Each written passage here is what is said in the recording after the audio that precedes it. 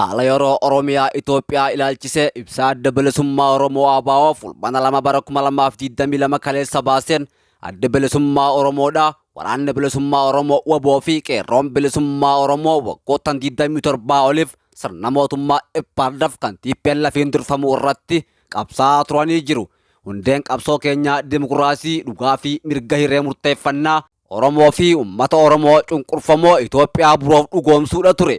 Gochaalee hammeenya hedduun miseensota adda bilisummaa Oromoo uummata Oromootii fi lammiilee Oromiyaa kumaatamaan lakkaa'aman irratti raawwatamus gocha isaanii darbe kanaaf dhaaba siyaasaa yookaan sabootaa fi uummattoota kamiyyuu irratti haaloo ba'uuf akeeka hin qabnu jedhe. Adda bilisummaa Oromoo jaarmaya mul'ata isaa gara fuulduraa irratti fuulleeffachuu yoo ta'u, soonaawwan ijoon jaarmaya keenya dimokiraasii mirga hiree ofii murteeffachuutii fi olaantummaa seeraa mirkaneessuu fi rakkoo siyaasaa mariin furuudha. Haa ta'u malee gareewwan biyya Itoophiyaa bulchuudhaaf gara aangootti dhufan hawwii uummattoota biyyattii fi haala qabatamaa siyaasa biyyattii sirnaan hubachuu dhabuu fi fedhii itti dhabuu irraa kan ka'e sirna dimokiraasii fi walqixxummaa diriirsuu hin dandeenye. Bara 2017 yeroo qabsoo qeerroo bilisummaa Oromoo sirna abbaa irree irratti finiinsee fi akkasumas dhiibbaa gama qabsoo hidhannootiin WBO'n taasiseen wayyaanee kuffisu mootummaan hunda hammatee karaa dimokiraatawaa ta'een filatama murna abbaa irree bakka bu'a jedhamee abdatamaa ture. Haa ta'uutii malee haala nama gaddisiisuun gareen aangoo qabate ammas kallattii dogongoraa filate jedhe. Qabsoon bilisummaa fi dimokiraasii qaamota sirna wayyaanee Ipaardaf keessatti qooda fudhachaa kan turan yoo ta'u, maqaa isaanii jijjiirrachuudhaan paartii badhaadhinaatiin of moggaasanii akka butame adda bilisummaa Oromoo irra deddeebi'ee ibse. Mootummaan paartii bilxiginnaa jedhee of waamu kan Abiyyi Ahmadiin durfamu ilaalcha olaantummaa finxaaleeyyii sirna dhufaa aangoo qeenxee hordofuudhaan jalqabarraa kaasee uummata Oromoo irratti xiyyeeffate. Kanaanis duulli duguuggaa sanyii uummata Oromoo irratti gaggeeffamaa jiru guyya guyyaadhaan dabalaa jira. Lammiileen Oromiyaa erga Dr. Abiyyi Ahmad gara aangootti dhufanii ajjechaa fi doorsisa wal irraa hin cinne jalatti dararamaa jiru jechuudhaan dubbate. Yeroo dhiyoo asitti ammoo duulli saba irratti xiyyeeffate kun Tigraay, Soomaaliyaa fi sabootaa fi uummattoota kibbaa dabalatee naannolee biroottus babal'achaa jira. Yeroo ammaa kana sadarkaan ajjechaa jumlaa fi kana jabummaan guututti biyyattii keessatti gaggeeffamaa jiru kun yaada safuu dhala namaatii fi hamilee namummaadhaa ala ta'ee jira. Sirna siyaasaa Itoophiyaa keessatti mootummoonni abbaa irree dhufaa dabraan aangoo dhuunfachuu isaaniirraa kan ka'e rakkoon biyyattii gama siyaasaa hawaasummaa fi naamusaan haala kanaan hammaachaa deemuun isaa nama gaddisiisa. Humni biyyoolessaa alaas murna amma aangoo qabate jiru waliin harka wal qabachuudhaan naannolee hunda keessatti gaaga'ama sodaa fi shororkeessummaa uumaa jira jechuudhaan dubbate. Soonni ijoon keenya walqixxummaa dimokiraasiitii fi mirga hiree ofii murteeffachuu hundumaaf dhugoomsuu waan ta'eef adda bilisummaa Oromoo sirna abbaa irree saba Oromoo, Amaara, Tigraay yookaan sabaa sablammoota Itoophiyaa kamiyyuu irraas ta'e sirna abbaa irree gosa kamiyyuu akka hin tumsine irra deddeebi'ee ibsuu barbaada. Yeroo ammaa kanatti Itoophiyaan akka biyyattii bakka balaa murni biyya bulchaa jiru aangoo siyaasaatiif bulchiinsa to'achuu dadhabee mootummaan jeequmsa walxaxaa keessa seenee jira. Kun immoo biyyattii gara dhangala'uu dhiigaa, yakkaa fi badinsa suphuu hin dandeenyetti oofaa jira. Kanaafuu lammiileen Oromiyaatii fi sabootaa fi uummanni cunqurfamoon kan biroo tokkummaa waliin dhaabbachuudhaan balaa dhufaa jirurraa akka of ittisan dhaamna. Akkasumas dhaabbileen siyaasaa Oromoo lubbuu lammiilee Oromiyaatii fi sabootaa fi uummattoota cunqurfamtoota tiksuudhaaf tattaaffii taasisaa jiran akka cimsan yaadachiifna. Hawaasni idil addunyaatii fi mootummoonni biyyoota addunyaa gahee fi itti gaafatamummaa isaan irraa eegamu sirnaan bulchuudhaan gareen biyya bulchaa jiru waraanaa fi walitti bu'iinsa dadhabuudhaan lammiilee biyyattii waliin tumsuun sirna hundaan fudhatama qabuu fi karaa marii siyaasaa hundumaa hirmaachisee fi iftoomina qabu akka diriirsuun danda'amu dhiibbaa akka godhan irra deddeebiidhaan yaadachiisuu barbaada jechuudhaan ibse. Jechaa suukanneessaa fi duula giddu galeessa sanyii garee shororkeessaa fannootiin Amuruu magaalaa Agamsaatti raawwatame mootummaan haala mijeessuu ABO WBO'n hime. Qaamota haala mijeesse keessaa gurmuun milishaa Faqadaa Abdiishaan hoogganamu kan mootummaan bobbaasee fi WBO of fakkeessee naannoo sana socho'u guyyaa tokko dursee jiraattoota irraa hidhannoo hiikuu WBO'n beeksiseeti jira. Dhimma gurmuu kanaa fi haleellaa Agamsaatti raawwatame irratti ABO WBO'n waan jedhe qaba.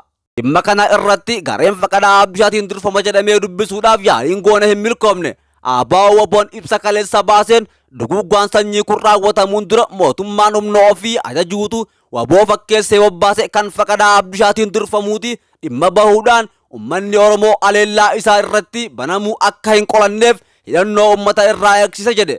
Itti aansuudhaan humnoota shororkeessitoota fannoo fi milishaa finxaaleeyyii Amaaraa birshaala qotti leenji'an bobbaasee ummata Oromoo nagaa dhugiksisuu fi ABO WBOn himeetti jira. Mootummaan bilxiginnaa hidhattoota milishaa Faqadaa Abdishaatiin hoogganaman kan WBO fakkeessanii sochaan bakkeewwan hedduu godina Wallaggaa Bahaa aanaalee Kiraamuu Limmuu Galiilaa fi Giddaa Ayyaanaa keessa jiranitti bobbaasuudhaan hawaasa goolaa jiraachuus ibseetti jira. Ummanni murna WBO of fakkeessee socho'u kan mootummaan ajajatu kanaan akka hin burjaajoofneef kan hubachiise ABO WBOn bakkeewwan hedduutti murna kana haxaawee baasutti akka jiruus hime. Gareen shororkeessaa fannoo fi humnoonni mootummaa naannoo Amaaraa godinaalee Wallagga Bahaa fi Horroo Guduruu Wallagga keessa bakkeewwan daangaa Amaaraatti dhiyoo jiran baay'ee qabatanii jiraachuu kan ibse ajajaan olaanaan WBO aanaa Amuuruu keessaa gandoota jiran 20 takka keessaa 16 hayyama PPT'n humnoota Amaaraa kanaan dhuunfatamanii jiraachuus dubbatee jira.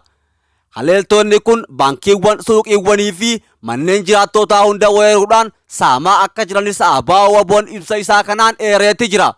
Humnoonni kun bulchiinsa mootummaan naannoo Amaaraatiin kan deeggaraman ta'uu kan mul'isu baajaajii, motorsaayikilii fi konkolaataa asxaan poolisii naannoo Amaaraa itti maxxanfametti fe'atanii deemanii jiraachuus addeessee jira.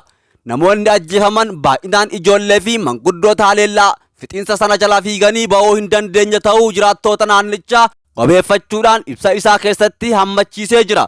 Mootummaan bilxiginnaa dantaa siyaasaa ittiin guuttachuudhaaf jecha humnoota seera qabeeyyii hin taane adda adda babbaasuudhaan ummata gidduutti wal dhabinsaa fi hokkara uumame lubbuu lammiilee danuu duguugaa jira jedhe ABO WBOn.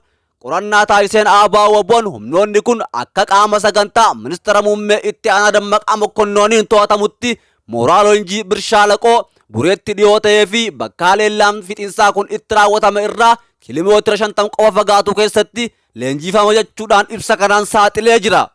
Humnoonni kun waggoottan lamaan darban keessatti fixiinsa Horrootti gaggeeffame kan yoo xiqqaate jiraattonni nagayaa dhalattoonni Oromoo 69 itti ajjeefamanii fi 52 itti buqqaafaman dabalatee haleellaa fixiinsa hedduu raawwate akka turanis yaadachiisee jira.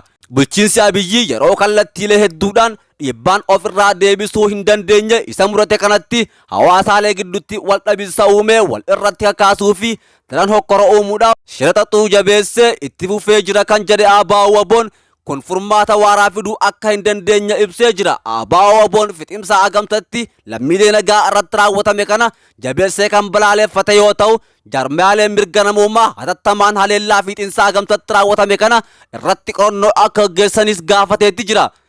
Itti dabaluudhaanis ummata qe'ee fi qabeenya isaanirraa buqqa'uudhaan wayittii ammaa aanaa Amuuruu magaalaa Obirraa qubatee jiruuf ummanni Oromoo fi qaamni dhimmi ilaallatu kamuu dirmachuu gargaarsa namoomaatiif taasisu akka qabu ABO WBOn waamicha taasisee jira.